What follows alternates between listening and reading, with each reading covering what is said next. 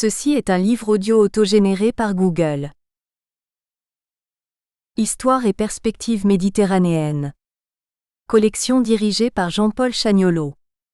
Dans le cadre de cette collection, créée en 1985, les éditions L'Harmattan se proposent de publier un ensemble de travaux concernant le monde méditerranéen des origines à nos jours. Déjà paru. Maria Lucenti, Le monde arabo-musulman et l'Occident dans les manuels scolaires d'Italie et de Tunisie, 2021. Jamel Belaïd, L'agriculture en Algérie.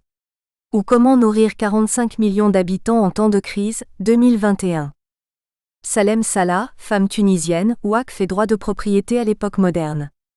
18e-19e siècle, 2021. Bernard Legorgeux, La stratégie numérique du Maroc. Vers l'émergence d'un hub numérique régional, 2021. Kamal Guerroua, L'Algérie révoltée. Entre impasse et espoir de changement, 2021. Hossein Malti, Chronique des années Bouteflika, 1999 à 2010, 2021. Jacques Izoulet, Des chrétiens en Afrique du Nord, 1945 à 1962, 2021. Mustapha Chouiki, La symbolique urbaine. Quelle mondialisation pour la ville maghrébine ? 2020. Jacques Pousse, Henri Dunant, colon affairiste pionnier du sionisme, 2020. Fouad Kemache, La nouvelle Algérie au défi de se transformer, 2020. Mohamed Arakat, Dire, Études d'impact et politique publique au Maroc, 2020. Sofiane Bouhdiba, De Carthage à Lampedusa, La migration en Tunisie, 2020. Mohand Aït Ahmed, La Grande Kabylie, Arabisation coloniale et histoire fragmentaire, 2019. Meheni Akbal, Archives algériennes de la France coloniale, Réflexion sur la valeur de l'administration communale, 2019. Je dédie cet ouvrage à mes prunelles, ma mère et mon père. Je les remercie pour leur soutien et leur persévérance pour arriver à ce stade. À ma Rose Jouri, ma raison de vivre. À mon professeur Kaïs Marzouk El Wariachi pour sa préoccupation et sa motivation. Préface. Par Kaïs Marzouk El Wariachi. Il n'y a pas de pauvres sans riches. Riches et pauvres sont deux faces d'une même monnaie, ce qui traduit l'échec de l'humanité à bénéficier des valeurs ajoutées des révolutions industrielles, technologiques, politiques et finalement numériques. Mais aussi l'échec de l'humanité à faire distribuer équitablement les immenses accumulations des capitaux, du savoir, de la production matérielle et immatérielle et des bienfaits de la révolution technologique. En effet, toute production et accumulation à l'échelle planétaire n'ont fait qu'accentuer les écarts entre riches et pauvres, et par là perpétuer l'équation dit 90e, où 10% des êtres humains vivent une opulence jamais vue, et 90% arrivent difficilement à satisfaire leurs besoins quotidiens ou être reculés dans leur misère. Le Maroc n'échappe pas à la règle. Le binôme richesse-pauvreté est devenu universel. Et si la richesse est un long et complexe processus de volonté d'investissement d'origines diverses, la pauvreté semblerait une fatalité pour la plupart des 90% qui subissent les caprices des riches de tous bords. Pour paraphraser Léo Ferré dans sa fameuse chanson sur la Révolution, je dirais que la pauvreté ça dérange, la pauvreté ça s'arrange, la pauvreté ça s'explique, et quand ça s'explique, ça s'implique. Oui, la pauvreté ça s'explique. Elle est devenue sujet de recherche de première ligne, dans beaucoup d'universités et d'organismes nationaux et internationaux. Elle est devenue un sujet privilégié des sciences sociales, notamment de la sociologie.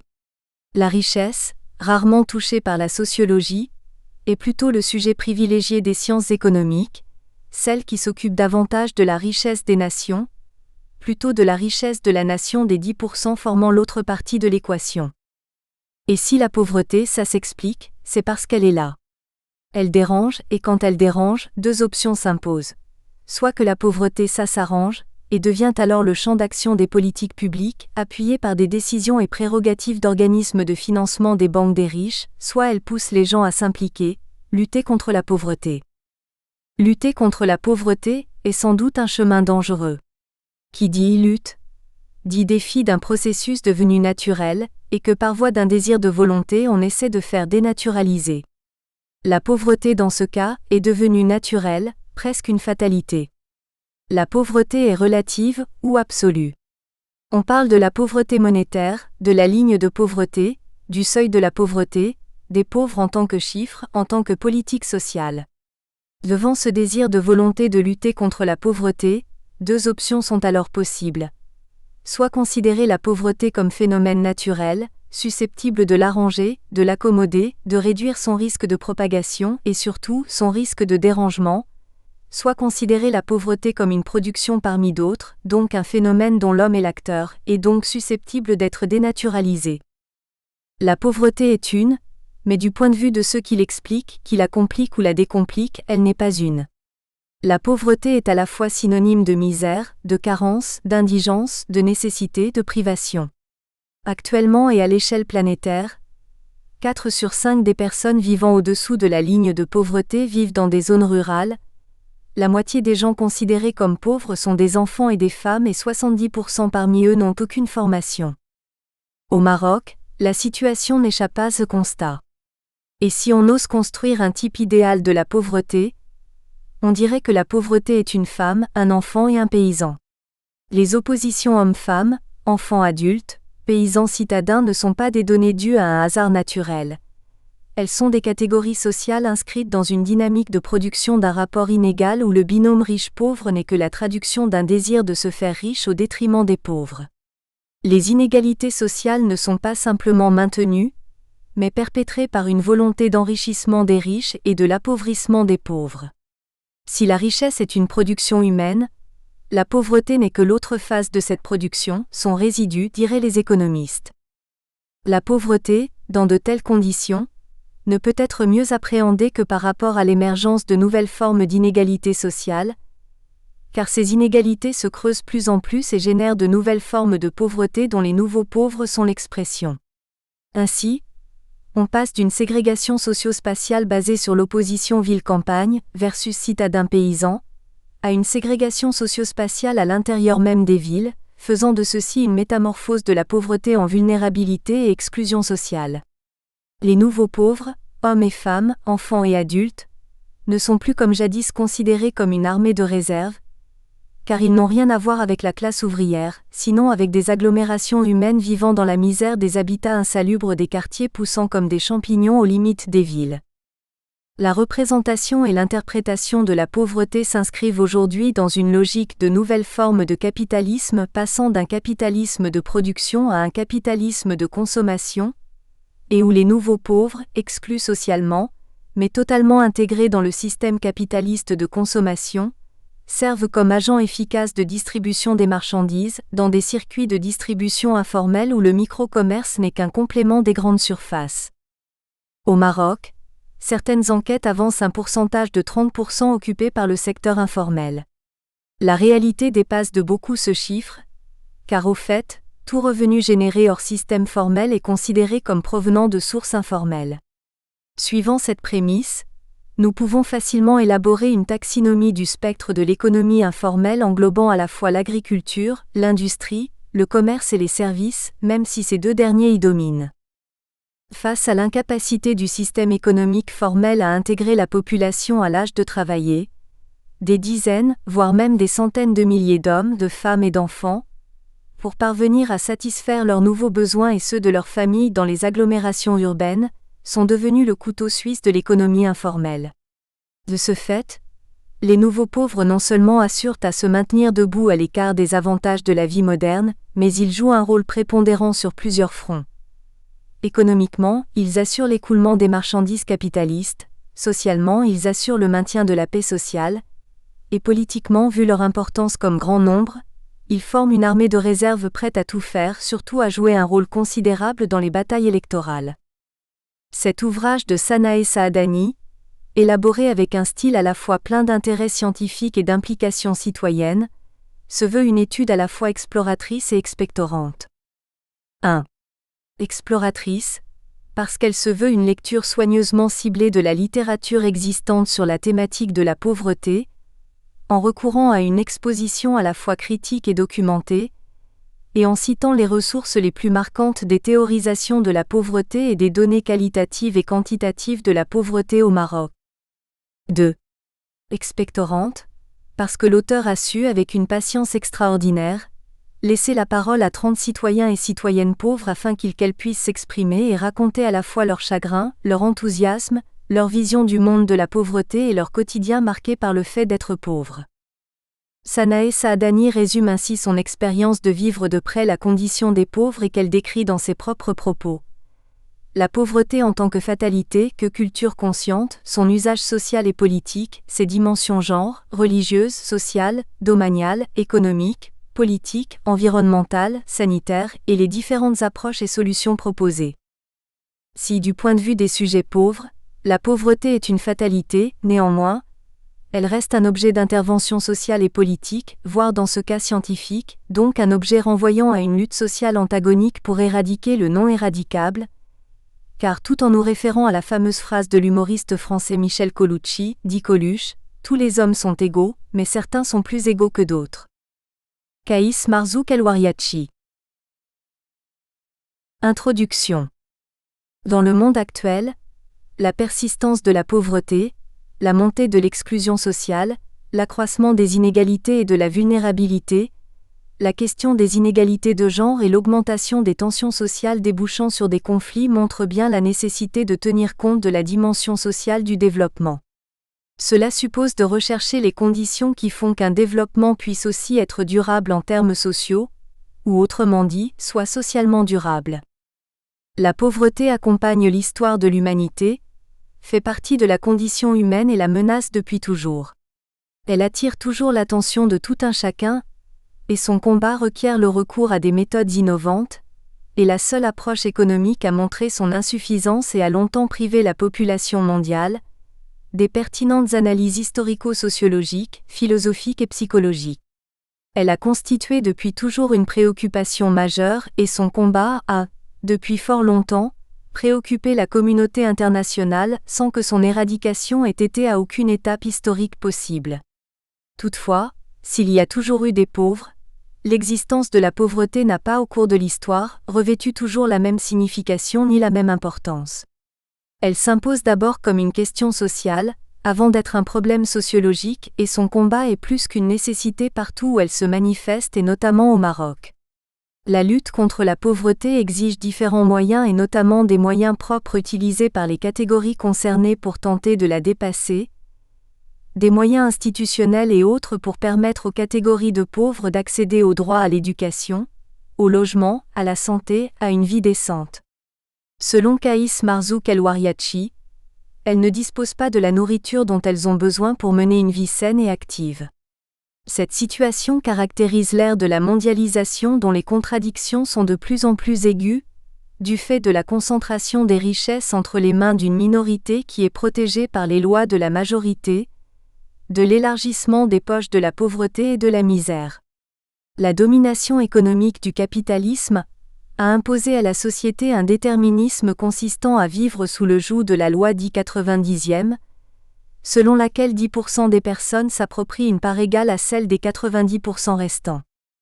Au Maroc, la pauvreté, les inégalités et la précarité constituent des défis de grande importance que le pays se doit de surmonter.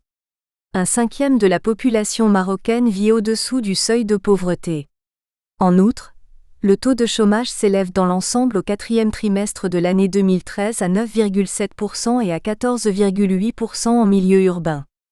Mais que ce soit au Maroc ou ailleurs, le risque d'être en situation de pauvreté est plus élevé pour les femmes. Ce risque est encore plus grand pour les femmes chefs de famille monoparentales, pour celles vivant seules, les femmes âgées.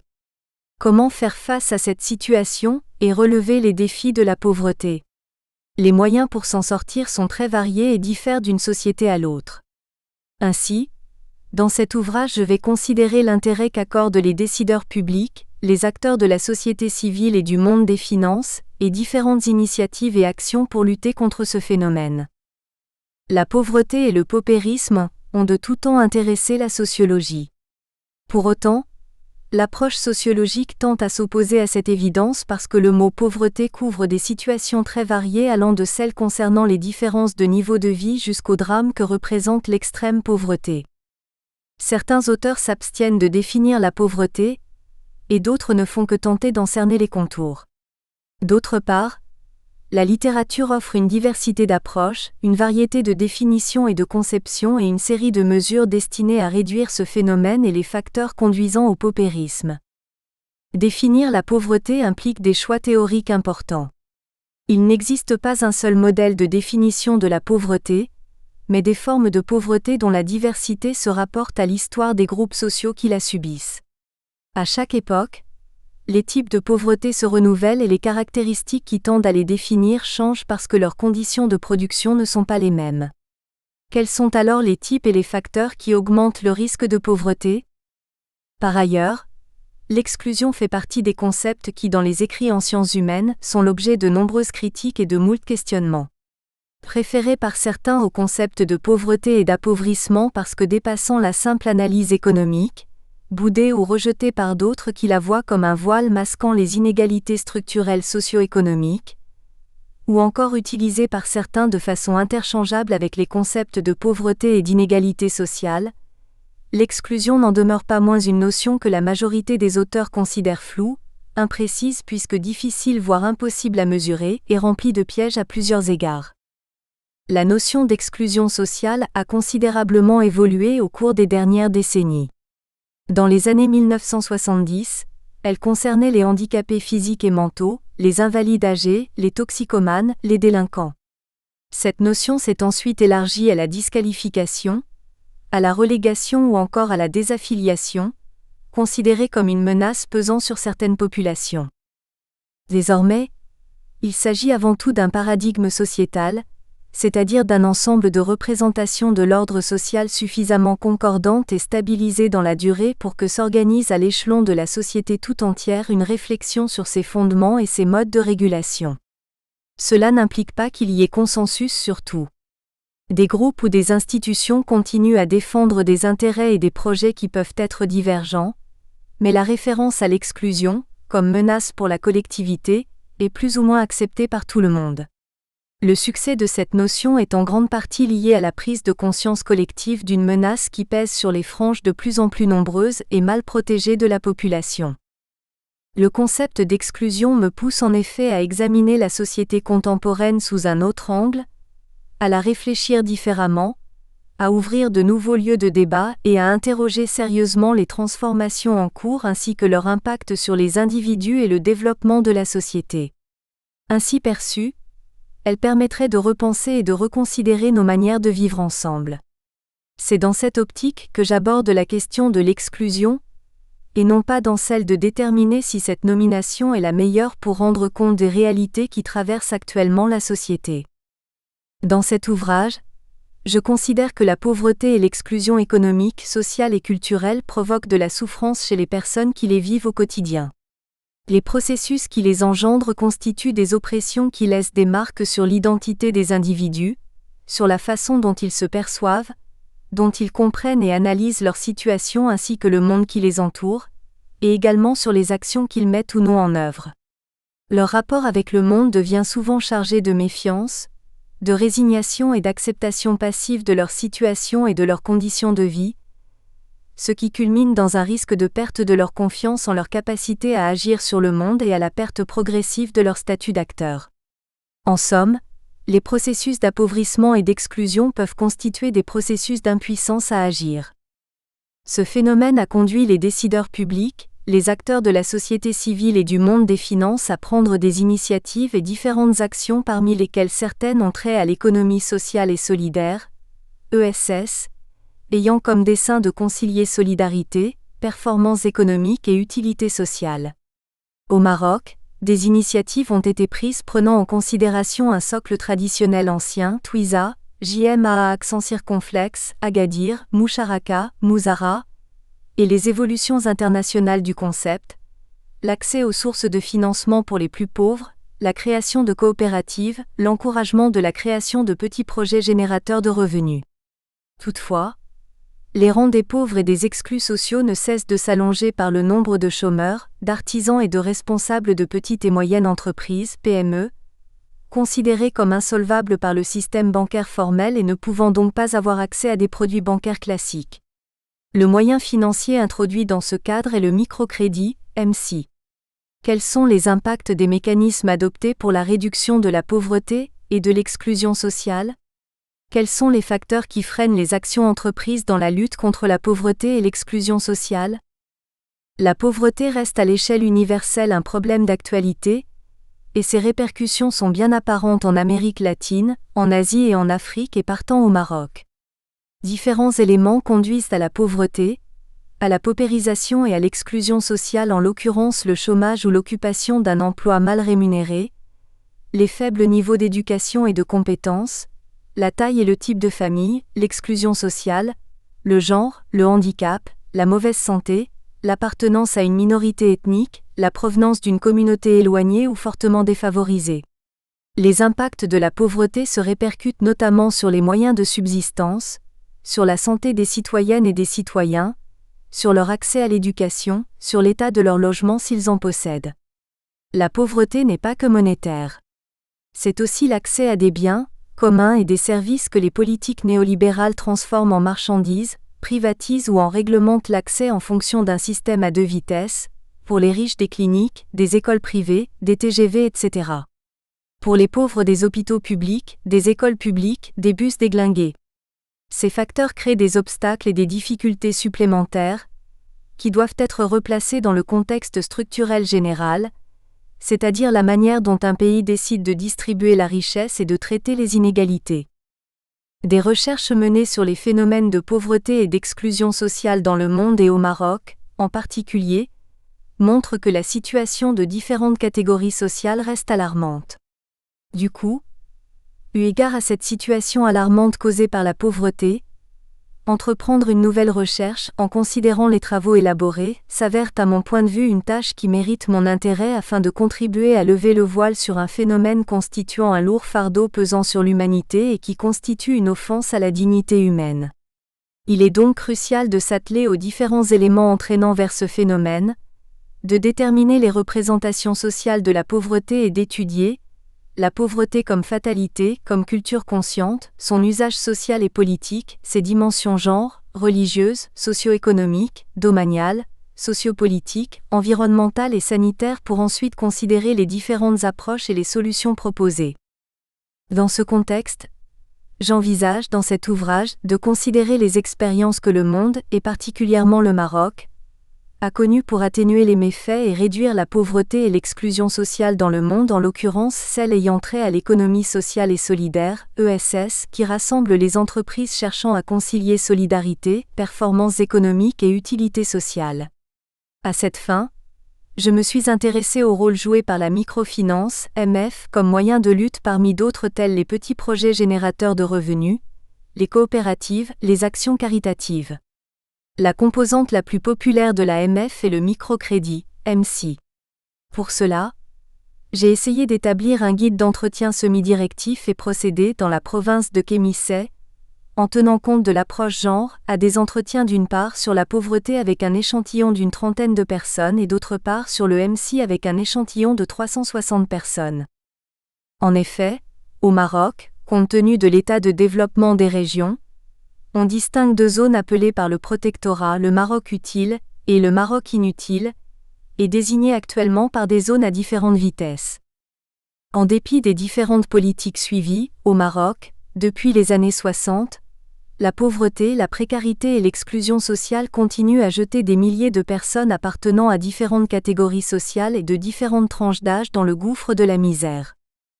Ainsi, les objectifs des politiques sociales entreprises par l'État pour la réduction de la pauvreté et de la précarité doivent intéresser principalement les régions les plus reculées du pays, et les quartiers constitués d'habitations de fortune ou de bidonvilles dans la périphérie des villes.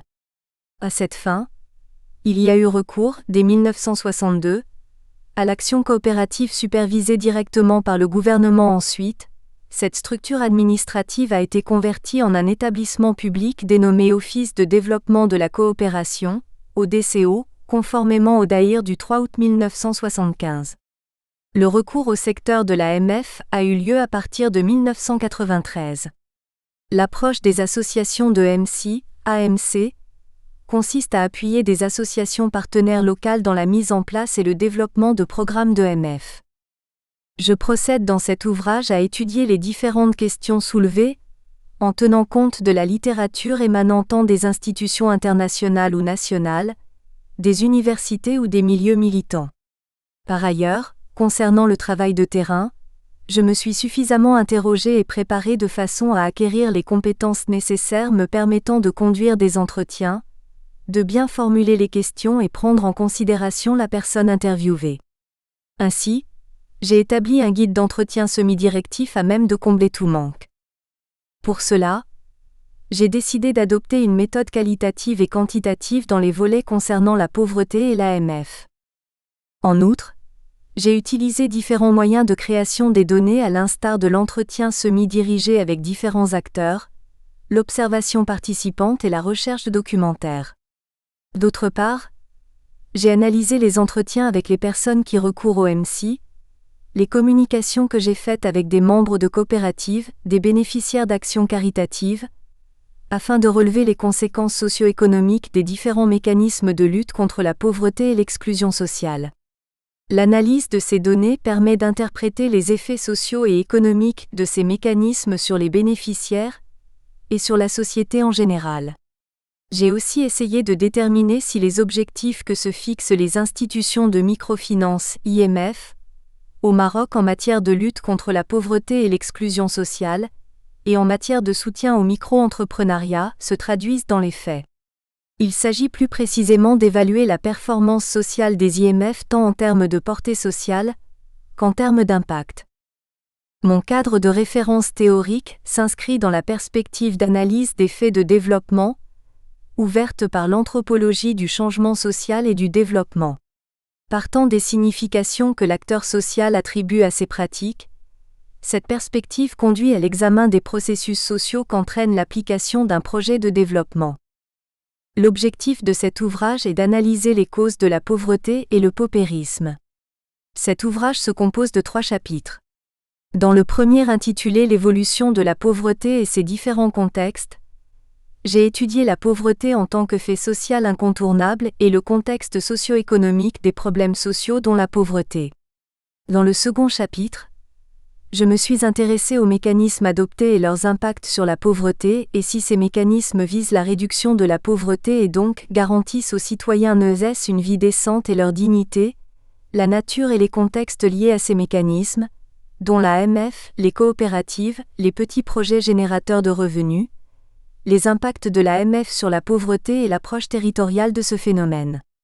Dans le troisième chapitre sur la méthodologie, l'état des lieux et les résultats de la recherche, j'ai considéré d'abord l'approche épistémologique et méthodologique générale, avant de passer en revue les étapes de préparation de l'entretien précédant le travail de terrain, ensuite la méthode d'analyse du contenu des entretiens pour enfin analyser et interpréter les résultats du travail de recherche. Chapitre 1er. L'évolution de la pauvreté et ses différents contextes. La pauvreté, le paupérisme et l'exclusion ont fait l'objet de nombreux débats au cours de l'histoire. À la fin des années 1890, le darwinisme social établit que ce sont des phénomènes qui répondent à des lois scientifiques qui se doivent d'être documentées et mesurées. En effet, le terme pauvre a pu recouvrir au XIXe siècle des acceptions variées. Durant les années de prospérité des décennies 1850 à 1875, le niveau de vie des classes laborieuses s'est incontestablement élevé, et les élites ouvrières se sont nettement et consciemment démarquées par rapport à ceux qui vivaient encore à la limite de la survie physique. Toute une série d'expressions, plus imagées les unes que les autres, ont alors été utilisées pour désigner ce substrat. On parla alors de classe en train de périr, de résiduum, des 10% qui ont coulé, voire du peuple de l'abysse. Au début du XXe siècle, la pauvreté était considérée comme l'état normal de l'ensemble des classes laborieuses. À travers des enquêtes sociales, Benjamin Sebom-Rowntree, William Booth, Charles Booth et Robert Hunter, 1904, découvrent la pauvreté. Ces pionniers se sont penchés sur les formes qu'elle prend. Ils identifiaient les pauvres grâce à des critères monétaires et sociologiques, tels que la nature et la régularité de l'emploi. Entre 1880 et 1900, la question de la pauvreté dans les grandes villes anglaises, et plus particulièrement à Londres, est réapparue sur le devant de la scène, et pas seulement pour les responsables politiques. Les intellectuels, militants ou non, se sont interrogés sur sa récurrence et sur ses causes profondes. Certains écrivains y ont puisé leur inspiration à l'instar de Bernard Shaw. La descente dans l'abîme de la pauvreté est devenue un sujet de prédilection pour certains romanciers comme Georges Gissin, dans The Unclassed, Les Déclassés en 1884, Arthur Morrison dans A Child of the Jago en 1896 et Jack London dans The People of the Abyss, Le Peuple de l'Abîme en 1903. Mais, on a aussi vu se multiplier dans la presse, dans les milieux politiques, philanthropiques et religieux des enquêtes plus ou moins approfondies sur cette question. Le caractère alarmiste, voire sensationnel des rapports publiés qu'elles ont suscités apparaît dans leur titre même. Ainsi le pasteur Amherns traduisit l'âpre plainte des réprouvés de Londres 1883. Le journaliste G. Sims expliqua comment vivent les pauvres. Les horreurs de Londres 1889. William Booth, le fondateur de l'Armée du Salut, offrit à ses lecteurs en 1890, dans les ténèbres de L'. Angleterre et comment en sortir. Des enquêtes plus détaillées et même à prétention scientifique virent aussi le jour, telle la monumentale série en 17 volumes du sociologue Charles Booth sur la vie et le travail de la population londonienne, 1889 à 1903. Au début du XXe siècle, Benjamin Sebum Rowntree a lancé de grandes études successives sur la pauvreté dans la ville de York en Angleterre, 1901, 1936 et 1951. Par ailleurs, l'émergence de l'école sociologique de Chicago redéfinit l'étude de la pauvreté en apportant une explication scientifique à la pauvreté urbaine à travers des sujets tels que la délinquance, la déviance et la dissolution des liens familiaux. La pauvreté en tant que pathologie culturelle émerge par l'explication de sa persistance, ainsi que l'a étudié R. Hogarth dans son livre « La culture du pauvre », étude sur le style de vie des classes populaires en Angleterre. En France, René Lenoir publia en 1974 son livre « Les exclus », dont l'indignation dénonciatrice n'était accompagnée d'aucune analyse approfondie des causes de cet état de fait que l'on nommait encore l'exclusion sociale. Ainsi, la notion d'exclusion a été utilisée pour la première fois en France dans un contexte marqué par le développement du chômage et par ce que l'on nommait d'abord nouvelle pauvreté, rendue de plus en plus manifeste par la réapparition dans les rues des grandes villes de miséreux, sans moyen d'existence ni domicile fixe, survivant grâce à la charité publique ou privée. La conjoncture économique et sociale actuelle fait apparaître au grand jour, à l'échelle mondiale, l'écart entre les situations de précarité extrême vécues par certaines catégories sociales et celles des catégories plus favorisées. Des personnes et même des familles survivent sans pouvoir assurer leur subsistance par leur travail, avec des ressources extrêmement faibles et parfois inexistantes, dans des conditions de logement excessivement précaires et souvent dégradantes, sans pouvoir acquérir des savoir-faire de base et a fortiori un savoir nouveau, contraintes pour survivre à la mendicité, conséquence d'un état de vulnérabilité et d'exclusion, ou à des expédients plus ou moins licites ou dangereux. Le père Givresinski, 1917 à 1988, a montré dans son rapport que la grande pauvreté n'est pas une question sectorielle. Elle interroge plutôt les fondements mêmes des sociétés. L'égale dignité de chacun, l'accès de tous aux droits de tous, la solidarité et la fraternité, la finalité et le partage des richesses produites, l'effectivité de la justice sociale et l'application des droits humains, ce qui exige la considération des progrès de la société à l'aune de la qualité de vie du plus démuni et du plus exclu. Ainsi, la réduction de la pauvreté dans le monde reste toujours à l'ordre du jour. Le rapport présenté en 2015 souligne que malgré les gains obtenus, les progrès ont été inégaux et que trop de femmes continuent de mourir durant leur grossesse ou de complications liées à l'accouchement. Les progrès ont tendance à laisser de côté les femmes et ceux qui se trouvent au plus bas de l'échelle économique, ou sont désavantagés à cause de leur âge, handicap ou ethnicité. Les disparités entre zones rurales et urbaines restent prononcées. Au Maroc, le sujet de la pauvreté a longtemps été quasi tabou. En effet, au cours de l'hiver 1996, pendant le Ramadan, une ONG à Casablanca s'était vue interdire la distribution de vivres par la préfecture sous le motif qu'au Maroc il n'y a pas de pauvreté, pas de misère, pas d'enfants délaissés et que le Maroc n'est pas le Biafra. Ce quasi-silence a été rompu par une injonction extérieure.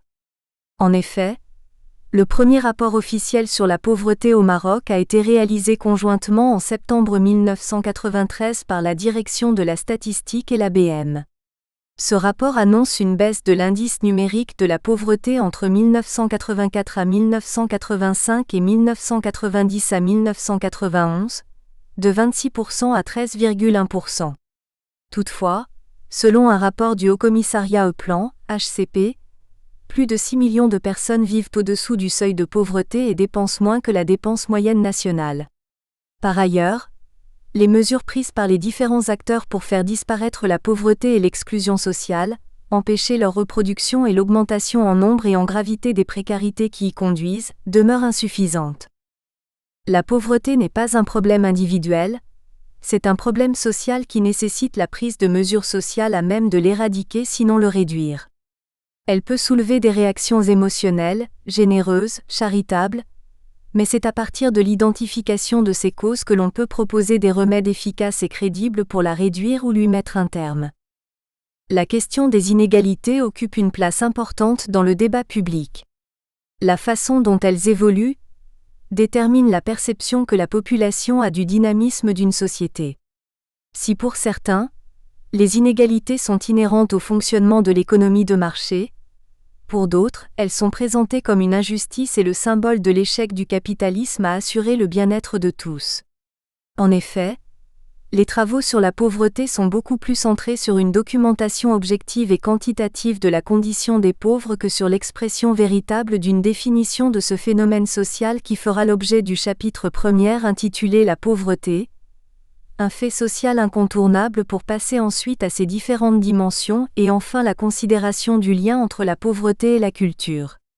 Dans le second chapitre, intitulé Contexte socio-économique de problèmes sociaux dont la pauvreté, je vais m'intéresser aux facteurs augmentant le risque de pauvreté puis à l'état des lieux et l'évolution de la pauvreté. 1. La pauvreté, un fait social incontournable. Tout d'abord, avant qu'elle ne soit un problème sociologique, la pauvreté s'impose comme une question sociale. En sociologie, tout comme implicitement dans le langage courant, la pauvreté est d'abord un paradigme, une manière particulière d'aborder les problèmes des populations qui postule l'idée de privation, de manque, notamment matériel. La pauvreté est bien une question majeure, incontournable, pour saisir le sens des mutations actuelles de la société, partant, elle constitue un problème sociologique majeur. Elle présente différents aspects et donc prend de multiples formes dans les différentes zones du globe terrestre. Avant de considérer les formes de la pauvreté, il importe de déterminer ce que signifie ce fait social et donc approcher sa définition. Comment définir la pauvreté ? Si la pauvreté paraît être un phénomène visible, concret, aisément reconnaissable, surtout dans le contexte des pays en voie de développement, elle reste toutefois un concept difficilement définissable et mesurable. Pauvre, mais privé de quoi ? Manque de ressources ? Manque d'éducation ? Absence de sécurité ? 1. Définition de la pauvreté. Le terme pauvre vient du latin pauper et du grec peine pauvre et peña pauvreté, vocable apparenté à pena faim et à pono douleur et poiné châtiment peine.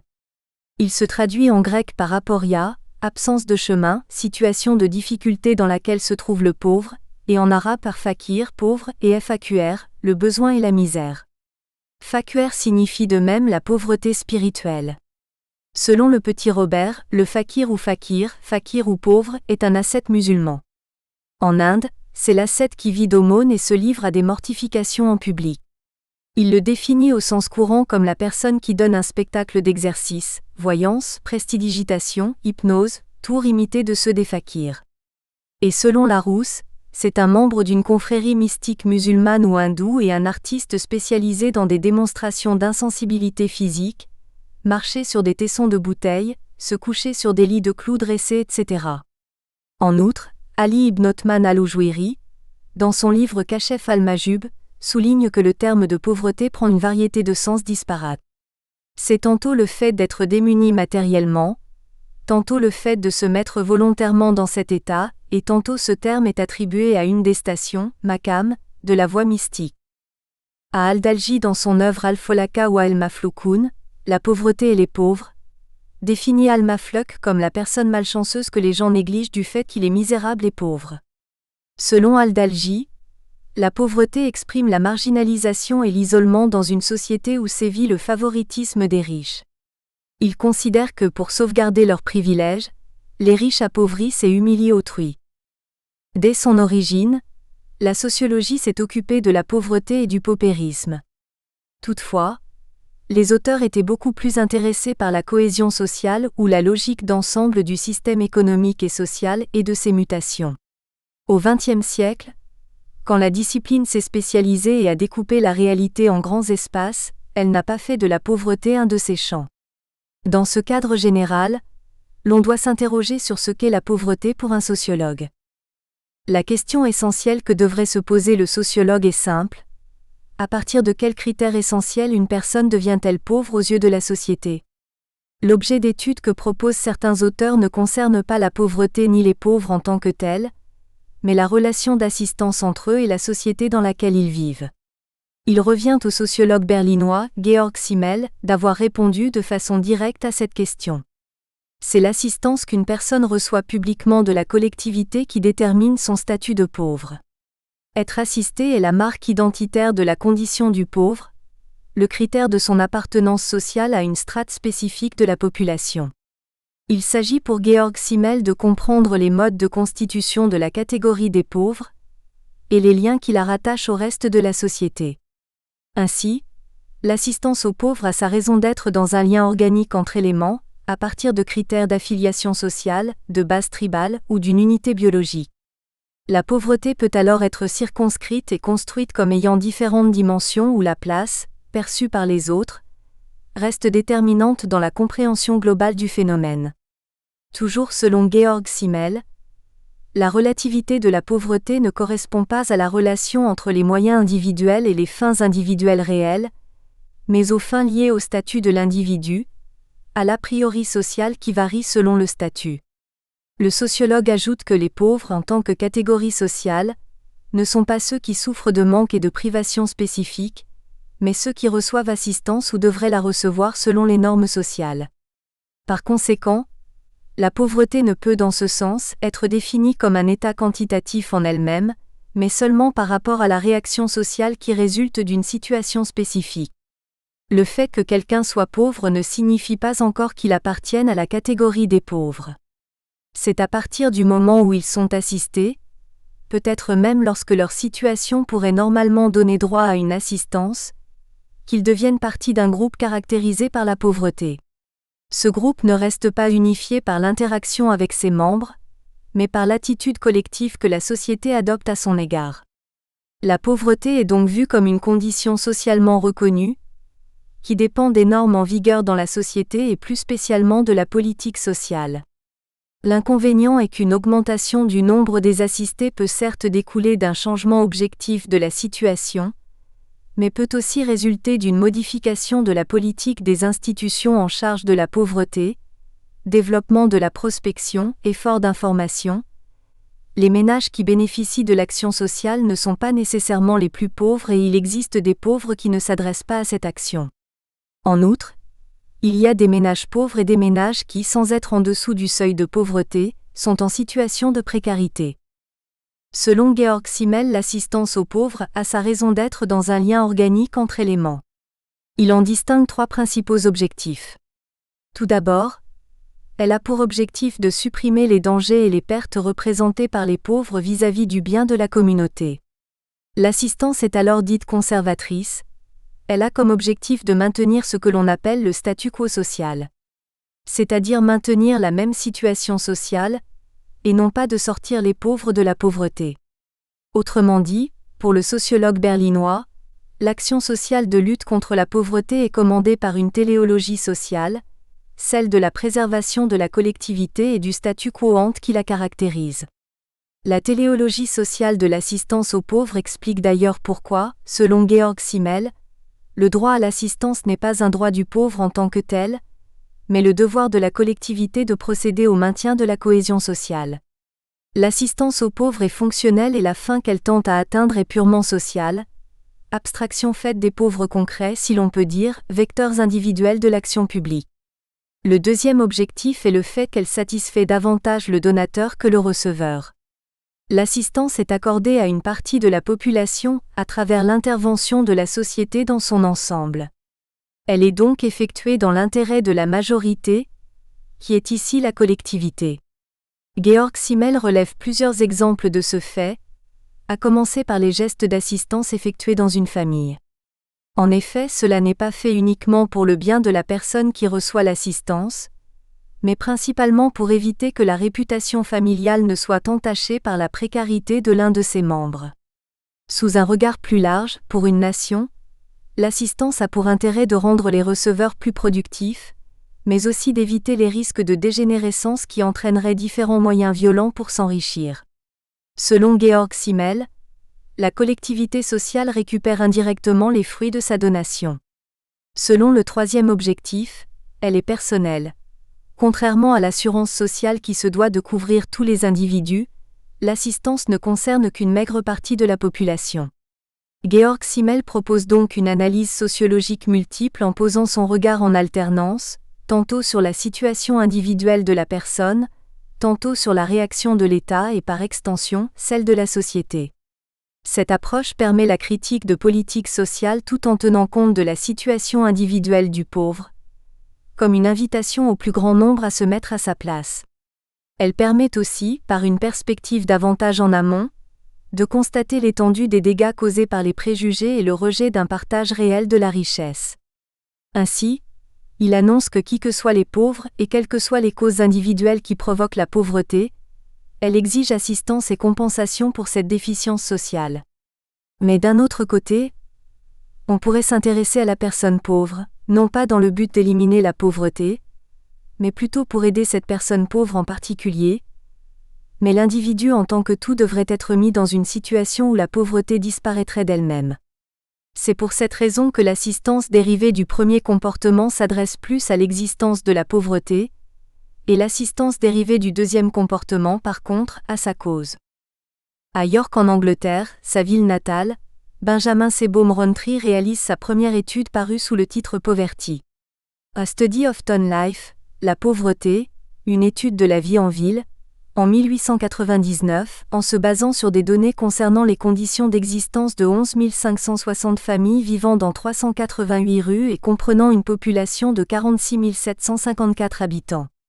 Il définit à partir de là, en consultant des nutritionnistes, en examinant les prix pratiqués pour les différents produits de première nécessité, les articles ménagers, le loyer, le revenu, un seuil de pauvreté absolue qui consiste à déterminer, en fonction de la taille de la famille et de ses besoins fondamentaux, le revenu qu'il lui faut pour subsister.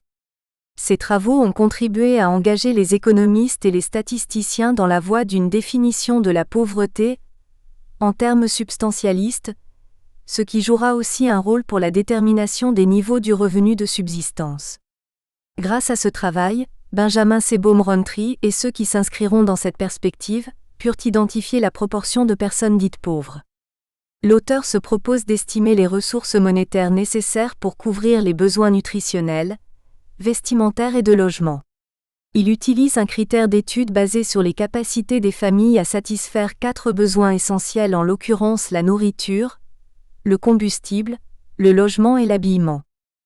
Selon Adam Smith, le concept de pauvreté est une privation des nécessités de la vie quotidienne et qu'il existe toujours des gens dans la nécessité d'emprunter, et personne ne consentit à leur prêter sans avoir en contrepartie un intérêt proportionné, non seulement au service que cet argent peut rendre, mais encore au risque auquel on s'expose en éludant la loi. La nécessité en a fait presque à tout le monde une habitude, et partout c'est la coutume générale qui règle le bon ton. Le même auteur ajoute que par objet de nécessité, j'entends non seulement les denrées qui sont indispensablement nécessaires au soutien de la vie, mais encore toutes les choses dont les honnêtes gens ne sauraient décemment manquer selon les usages du pays. Les Grecs et les Romains vivaient, je pense, très commodément, quoiqu'ils n'eussent pas de linge. Mais aujourd'hui, dans presque toute l'Europe, un ouvrier à la journée, tant soit peu honnête, aurait honte de se montrer sans porter une chemise. D'après les usages reçus, les souliers sont devenus d'eux-mêmes, en Angleterre, un des besoins nécessaires de la vie. En Écosse aussi, d'après les usages, cette chaussure est un des premiers besoins de la vie pour la dernière classe, mais parmi les hommes seulement. En France, les souliers ne sont d'absolue nécessité ni pour les hommes ni pour les femmes. Ainsi, par les choses nécessaires à la vie, j'entends non seulement ce que la nature, mais encore ce que les règles convenues de décence et d'honnêteté ont rendu nécessaire aux dernières classes du peuple. Toutes les autres choses, je les appelle luxe.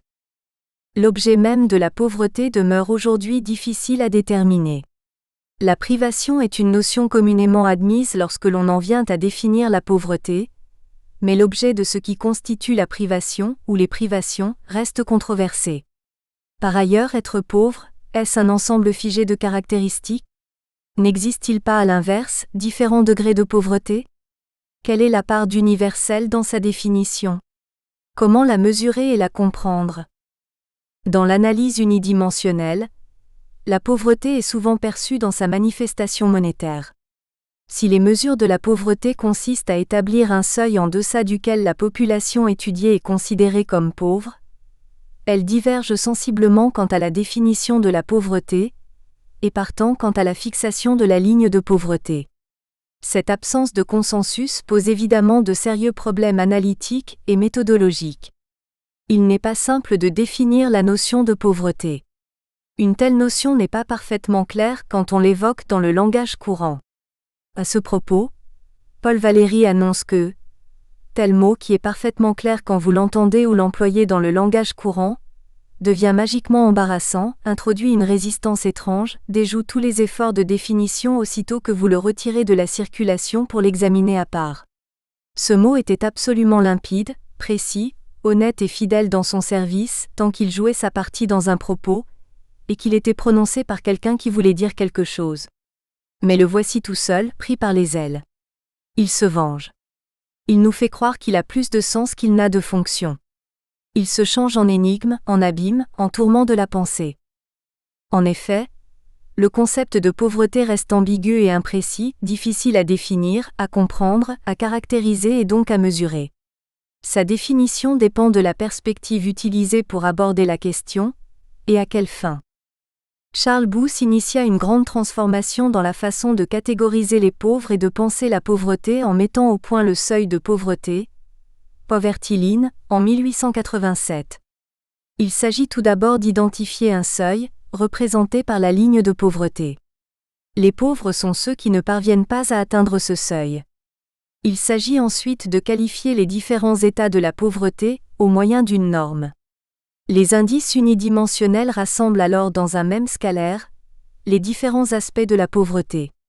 Une personne est reconnue comme vivant dans la pauvreté si son revenu et ses ressources sont insuffisants au point de l'empêcher d'avoir un niveau de vie considéré comme acceptable pour la société dans laquelle elle vit. En raison de la pauvreté, cette personne peut se trouver défavorisée de multiples manières. Chômage, faible revenu, logement insalubre, soins de santé inadéquats et obstacles à son accès à l'apprentissage tout au long de la vie, à la culture, au sport et aux loisirs.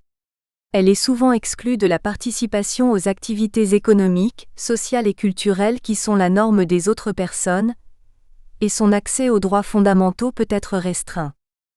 L'analyse de la pauvreté s'est progressivement complexifiée à mesure que de nouveaux espaces de pauvreté sont pris en compte. La multiplicité des visions et approches permettant d'appréhender la notion de pauvreté témoigne de sa complexité et des enjeux qui lui sont rattachés. Selon M. Ramena, il ne fait pas de doute que l'indigence ou la pauvreté imposée blesse, dégrade et conduit les gens au désespoir. Un peu partout, la faim et la misère demandent vengeance au ciel. Certes, il y a peu de notions du développement qui s'illustrent dans une réalité aussi manifeste. Pourtant, la pauvreté est également le mythe, la construction et l'invention d'une forme de civilisation spécifique. En effet, le discours contemporain sur la pauvreté se structure sur cette double condition de phénomène tangible et de construction culturelle. Malgré les difficultés suscitées par cette ambiguïté de fond, il convient de souligner qu'en faisant abstraction de l'un des deux aspects du problème, nous risquons fort de nous retrouver soit face au relativisme absolu, la pauvreté est à la fois tout et rien, ou face au déterminisme objectivant, la pauvreté c'est cela et rien d'autre. L'habitude de penser les problèmes sociaux en termes de complexité nous incite à la plus grande prudence face aux solutions faciles. Toutefois, la pauvreté se vit différemment en fonction du tissu social et des solidarités qui s'y déploient. C'est une question qui dérange, car elle est toujours l'expression d'une inégalité sinon inacceptable, du moins peu tolérable, dans une société se réclamant démocratique et riche ou en voie de développement.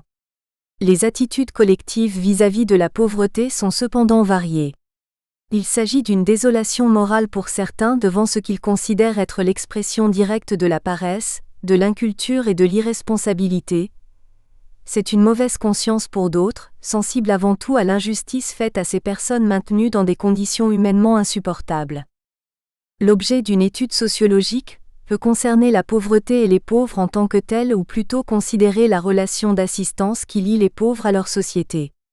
Cette dernière perspective revient à étudier de façon comparative les mécanismes de désignation des pauvres dans des sociétés, et à rechercher les représentations sociales qui en sont à l'origine et qui les rendent légitimes, ainsi que la pauvreté comme culture consciente, comme fatalité, son usage social et politique, ses dimensions genre, sanitaires, religieuses, socio-économiques, domaniales, économiques, sociopolitiques et environnementales.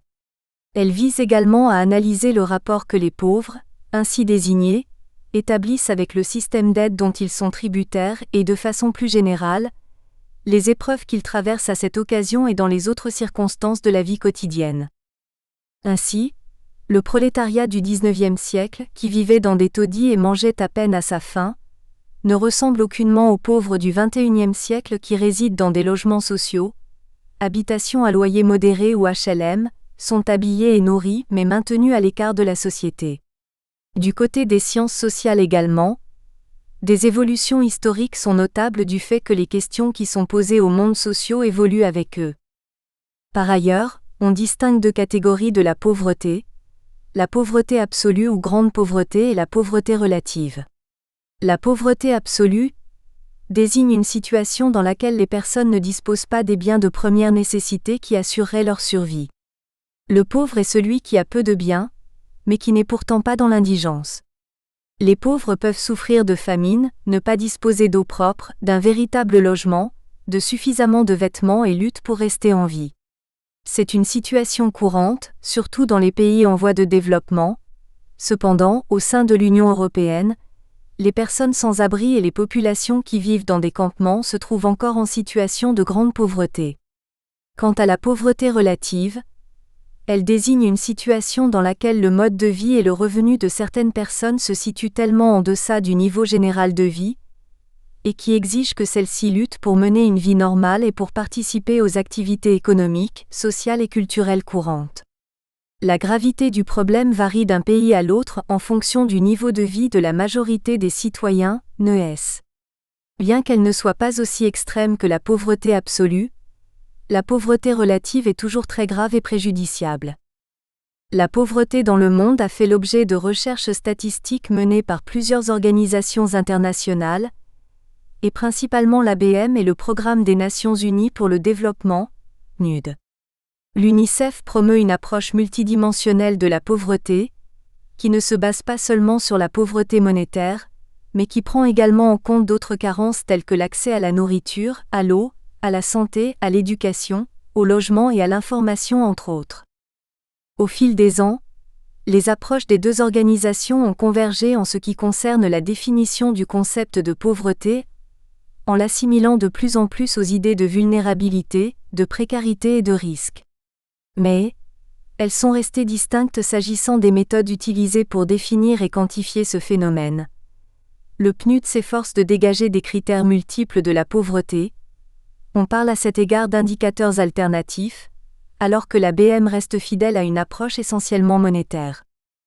Sur le plan statistique, les 4 principaux instruments d'évaluation de la pauvreté utilisés dans le passé par les organisations internationales sont le seuil de pauvreté, le produit intérieur brut par habitant, l'indicateur de développement humain, IDH, et l'indicateur de pauvreté humaine, IPH. Un nouvel indicateur plus perfectionné est utilisé depuis 2010 par le PNUD. Il s'agit de l'indicateur de pauvreté multidimensionnelle, IPM. Utilisé en continuité avec le sens commun, la notion de pauvreté constitue une définition par la négative, non seulement en termes de valeurs mais aussi en termes cognitifs, des personnes et des groupes sociaux appréhendés. On traite des pauvres plutôt que des individus en situation de pauvreté comme si la pauvreté était un attribut global déposant de la sorte toutes les autres qualités des êtres, mais plus encore, on traite souvent des pauvres en décrivant ce qu'ils ne sont pas, sans richesse, sans éducation, sans abri, sans papier, en problèmes de santé physique et mentale, non employables. Le rapport de GEOX circonscrit la nouvelle pauvreté qui est surtout composée de travailleurs précaires. Il établit un continuum entre la précarité, la nouvelle pauvreté et la pauvreté traditionnelle. Le précaire est un pauvre potentiel. La pauvreté se subdivise ainsi en différents niveaux. La précarité, puis la nouvelle pauvreté et enfin, la pauvreté traditionnelle. Par ailleurs, dans un rapport intitulé « Grande pauvreté et précarité économique et sociale », adopté le 11 février 1987, Gilles Wresinski, créateur de la Journée internationale pour l'élimination de la pauvreté, avait proposé au Conseil économique et social la définition suivante. La précarité est l'absence d'une ou plusieurs des sécurités permettant aux personnes et familles d'assumer leurs responsabilités élémentaires et de jouir de leurs droits fondamentaux. L'insécurité conduit le plus souvent à la grande pauvreté quand elle affecte plusieurs domaines de l'existence, qu'elle tend à se prolonger dans le temps et devient persistante, qu'elle compromet gravement les chances de reconquérir ses droits et de réassumer ses responsabilités par soi-même dans un avenir prévisible. Selon M. Molla, l'état de pauvreté est une situation de faiblesse, de dépendance, d'humiliation, caractérisée par la privation des moyens, variables selon les époques et les sociétés, de puissance et de considération sociale. Argent, relations, influence, pouvoir, science, qualification technique, honorabilité de la naissance, vigueur physique, capacité intellectuelle, liberté et dignité personnelle. Cette définition inclut les frustrés d'argent, de santé et les laissés pour compte de la société. Étant relative, la pauvreté comporte des degrés dont le vocabulaire courant exprime la succession. On tombe dans la misère, le désespoir. Le pauvre est contraint de tout abandonner, à se départir. Tomber, c'est ne pas pouvoir maintenir son état ni se relever. À chaque époque, les types de pauvreté se renouvellent et les caractéristiques qui tendent à les définir changent puisque les conditions de production ne sont pas les mêmes. Les différentes formes de pauvreté existantes se rapportent à l'histoire des groupes sociaux qui la subissent. Nous espérons que vous avez apprécié cet aperçu. Pour continuer à écouter ce livre audio sur Google Play Livres, utilisez le lien dans la description de la vidéo.